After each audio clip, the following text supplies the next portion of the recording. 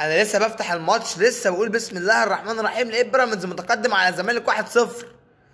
بيراميدز متقدم 1-0 على الزمالك لسه في اول الماتش، احنا لسه بنقول بسم الله الرحمن الرحيم. يا بركات السوبر الافريقي، ربنا يستر ربنا يستر. احنا لسه في اول المباراه وبيراميدز عامل ماتش قوي على الزمالك، ربنا يستر. هي لعيبه بيراميدز تحس ان هي ماسكه خرزانات وماسكه رجول لعيبه الزمالك، عماله تمد فيهم تيك تيك تيك تيك كده ليه؟ الواد مصطفى شلبي لسه عامل هجمه خطيره جدا دلوقتي، لعب الكره عرضيه ما لقاش حد عشان توصل هجمه مرتده لبيراميدز، اتضاع دلوقتي حالا فرصه للهدف الثاني لبيراميدز. ربنا يستر يا جدعان، ربنا يستر، مش هقول اكتر من كده. بالنسبه بقى للاخوه اللي عماله تتكلم وتقول ان احنا هنكسب السوبر من الاهلي وهنعمل ونسوي، حسونا ان احنا وصلنا نهائي السوبر المصري وخلاص رايحين نلعب الاهلي في النهائي، وان احنا بيراميدز ده كده كده خلاص هنعديها يعني. حضرتك الدقيقه 29 دخل على اول نص ساعه في المباراه حتى الان ولا خطوره حقيقيه على مرمى الشناوي. يعني ربنا يسترها اصلا ونعدي من الماتش ده، لان احنا فعلا شكلنا هنودع البطوله ولكن من السيمي فاينال. ربنا يستر. هو انا متاسف جدا جدا ليك يا كابتن بلال احمد يا علام، بس اراء الله اكبر الله الحمد.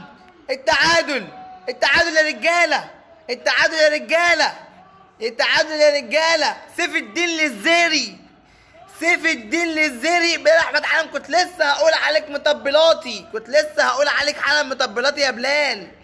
بفتح الكاميرا عشان بلال احمد علام بيطبل للبيراميدز، هو بيراميدز مديله ولا ايه؟ لكن الزمالك يرد بالتعادل. يا ولد، مدرسة الفن واللعب والهندسة موجودة هنا، أكبر قلعة رياضية في مصر.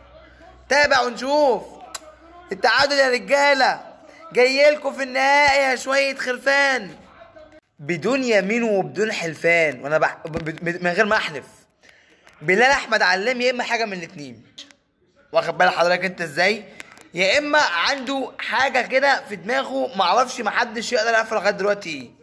بالله بلال احمد علام محسسك ان فرقه مصريه من عيلته بتلاعب فرقه اجنبيه. ماسك تطبيل يعني. لما ركز كده في تعليقه لما رمضان صبحي ضيع ضربه الجزاء، حبه حبه كان هيعيط. طول الماتش عمال يعلي ويكبر في طبل لبيراميدز ويقلل من الزمالك، من لاعيبته، من ادائه في المباراه، من كل شيء، عشان حتى لما رمضان ربنا كرمه وضيع ركله الجزاء تمام تحس ان في حرقه وغل جواه. ما هو ده حرق الكل، ده حرق العالم كله. ده دلوقتي رمضان صبحي خارج ويوسف ابراهيم اوباما نازل، وانا حاليا يعلقني شيء راعبني. حاسس ان ابننا حبيبنا اللي بيحبنا اللي لسه ما شالش صوره البروفايل بتاعته على الفيسبوك لغايه دلوقتي وهو بتيشيرت الزمالك هو اللي هيعملها وهيخرجنا من السوبر. اوبا. وفي الاخر بقى يعمل لك ايه بقى؟ مشهد دراماتيكي، يعمل لك ناديه ومش عارف ايه ومش هحتفل. ربنا يستر وربنا يخيب هذا الفكره اللي في دماغي من حته اوباما دي. بس مش عارف ليه بجد والله، لما شفت رقم 7 بتاع اوباما ورمضان صبحي هيخرج وهو هينزل، حاسس ان اوباما هو اللي هيكسب بيراميدز، هو هيبقى سبب صعودهم للنهائي. ربنا يستر وما يجعلش ده، بس ده تنبؤ من ضمن التنبؤات. هنشوف ايه اللي هيحصل معانا.